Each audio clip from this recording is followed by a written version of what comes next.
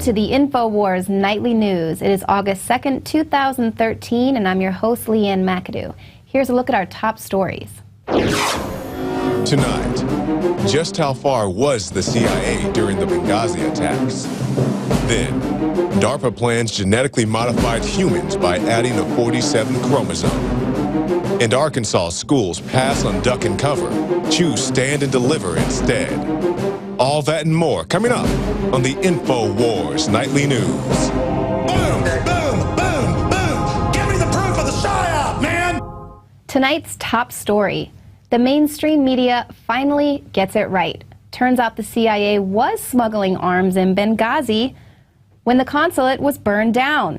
Sources now tell CNN that dozens of people working for the CIA were on the ground that night and that the agency is going to great lengths to make sure whatever it was doing remains a secret. Now, according to a source with deep inside knowledge of the agency's workings, the CIA operatives that were involved in the agency's missions in Libya have been subjected to frequent, even monthly, polygraph examinations. The goal of the questioning is to find out if anyone is talking to the media or Congress.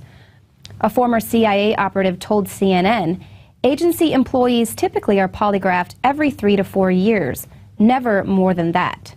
In other words, the rate of the kind of polygraphs alleged by sources is rare.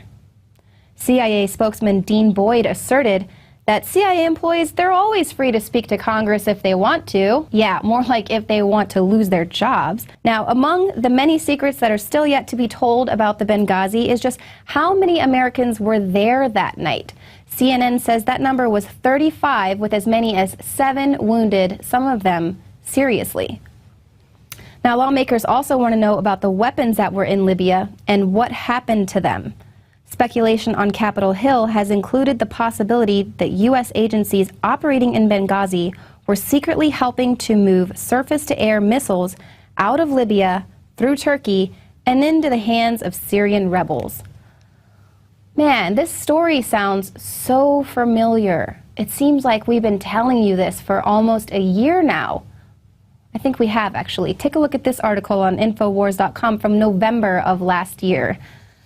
Why did CIA Director Petraeus suddenly resign? And why was the U.S. ambassador to Libya murdered? Now, we covered how the State Department never requested backup, or how Obama was pretty much watching everything that was going on in Libya via a live drone that was hovering above the consulate at the time. But the red flag that we really pointed out was that many Syrian terrorists come from Libya. And the U.S.-supported opposition, which overthrew Libya's Gaddafi, it was largely comprised of al-Qaeda terrorists. Now, we connected the dots on how Gaddafi was overthrown so the U.S. could arm al-Qaeda. Now, Ambassador Stevens was moving heavy weapons out of Libya and into the hands of Syrian rebels. Now, many have speculated that if normal security measures weren't taken to protect the Benghazi consulate or to rescue Ambassador Stevens, it was definitely because the CIA was trying to keep an extremely low profile to protect its cover of being a normal State Department operation.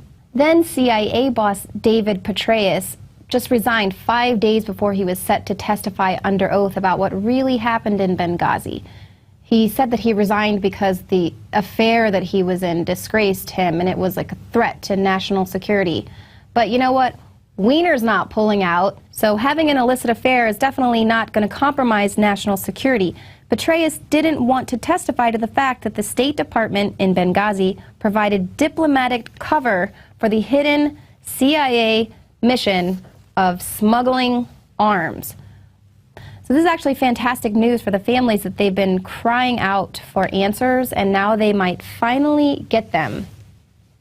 So you see, Hillary, it does matter. It matters that people died. It matters why they died, how they died. And it also matters, what are you covering up? We want to know. Now you can watch The Alex Jones Show live as it happens at Infowars.com/show. You'll find links to all of our content there and a free 15-day trial for Prison Planet TV. More than 60 movies and documentaries all in one place at Infowars.com/show.